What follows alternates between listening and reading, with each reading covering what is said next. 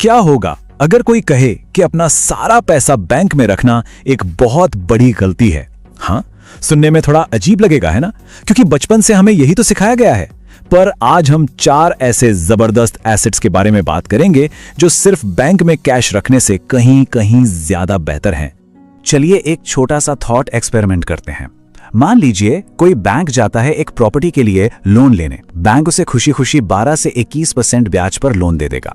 लेकिन अगर वही इंसान उसी बैंक से कहे कि मुझे आप ही के बैंक के शेयर खरीदने के लिए लोन चाहिए, तो जानते हैं क्या होगा? वो साफ मना कर देंगे। अब इसका मतलब क्या हुआ? सीधा सा मतलब है, बैंक को उस प्रॉपर्टी पर अपने खुद के शेयर से ज्यादा भरोसा है। तो यहां असल में खेल क्या चल रहा है? देखिए, हम सब यही सोचते हैं कि बैंक हमारे पैसों के लिए सबसे सेफ जगह है ना? कि वहां पैसा बढ़ता है, पर सच तो कुछ और ही है। हमारा पैसा बढ़ तो नहीं रहा, उल्टा समय के साथ उसकी कीमत घटती जा रही है। जरा इस गणित को समझिए। बैंक हमारी बचत पर कितना देता है? मुश्किल से 3 से 4%। और फिर वही पैसा वो दूसरों को लोन पर देते हैं 12 से 21% की मोटी ब्याज दर पर। ये जो बीच का ह्यूज सा गैप है ना, यही तो है उनका मुनाफा। और ये मुनाफा कहां से आ रहा है? हमारी ही बचत से। और रुकिए, कहानी यहीं खत्म नहीं होती। इसमें एक और विलन है, महंगाई। जब हम इन्फ्लेशन को भी जोड़ लेते हैं ना, तो तस्वीर एकदम साफ हो जाती है। हमारी बचत पर जो असली रिटर्न है वो असल में नेगेटिव हो जाता है। मतलब हमारे पैसे की जो खरीदने की ताकत है वो हर दिन कम हो रही है। सीधी सी बात है, हमारा पैसा हमें नहीं, हमारे बैंक को अमीर बना रहा है। तो आप सवाल ये उठता है कि अगर बैंक सही जवाब नहीं है तो फिर क्या है?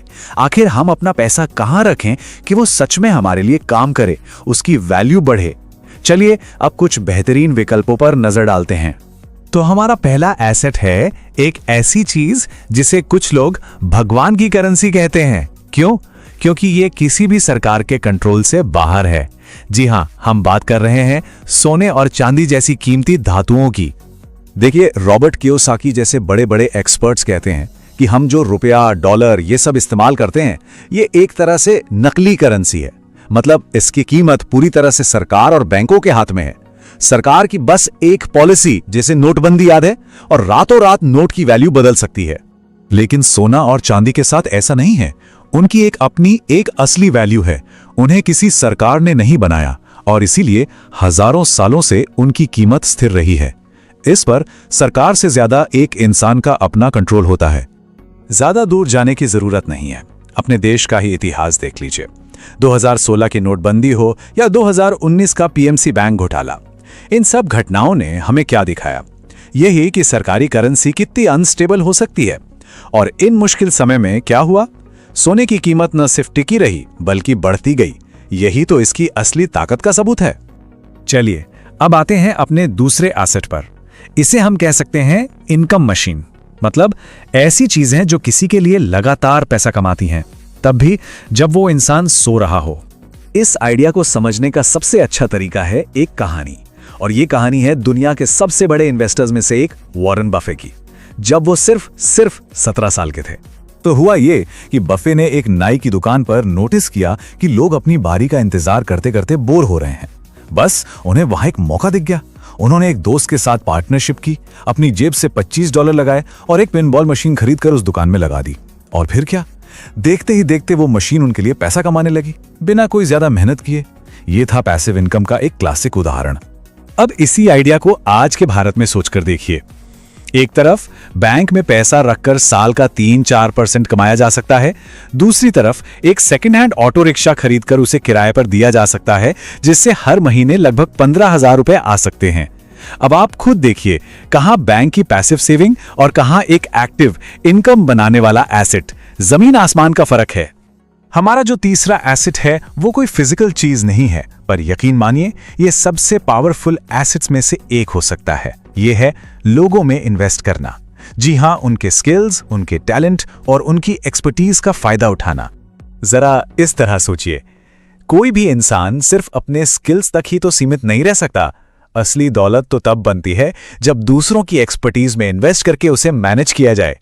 असल में दुनिया की हर बड़ी कंपनी इसी एक सिद्धांत पर तो चलती है, एक बेहतरीन टैलेंटेड लोगों की टीम बनाना।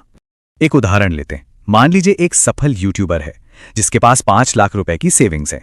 अब वो इस पैसे को बैंक में पड़ा रहने दे, या फिर वो मार्केटिंग, एसईओ और वीडियो प्रोडक्शन के लिए एक छोटी सी टीम हायर कर ले। अचानक क्या होगा? उसकी वो सेविंग्स एक नए ऑटोमेटिक इनकम सोर्स में बदल जाएगी। उसका पैसा अब उसके लिए काम कर रहा है।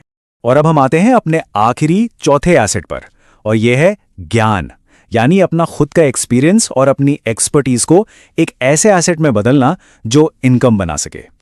एक बहुत पुरानी और गहरी कहावत है कि अगर दुनिया का सारा पैसा इकट्ठा करके सब में बराबर बांट दिया जाए तो कुछ ही समय में वो पैसा वापस उन्हीं पुरानी जेबों में चला जाएगा। पता है क्यों?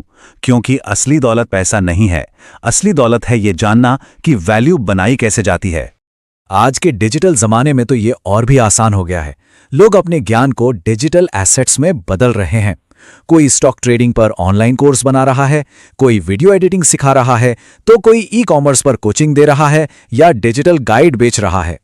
हाँ बिल्कुल, ऐसा कोई डिजिटल प्रोडक्ट बनाने में समय और मेहनत तो लगती है, लेकिन जो असली फाइनेंशियल इन्वेस्टमेंट होता है ना, वो अक्सर मार्केटिंग में होता है। अपने ज्ञान को सही लोगों तक पहुंचाने के लिए पैसा खर्च करना, यही चीज इससे एक प्रॉफिटेबल एसेट बनाती है। तो चलिए फटाफट से रिकैप करते हैं। ये हैं वो 4 एसेट्स जो बैंक में कैश रखने से कहीं बेहतर हैं। कीमती धातुएं यानी सोना चांदी, इनकम बनाने वाले इक्विपमेंट, लोगों के स्किल्स और टैलेंट, और आपका अपना ज्ञान। तो आखिर में एक ही सवाल बचता है।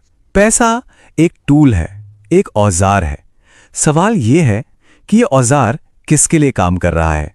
किसी के लिए या उसके बैंक के लिए? ये सोचने वाली बात है।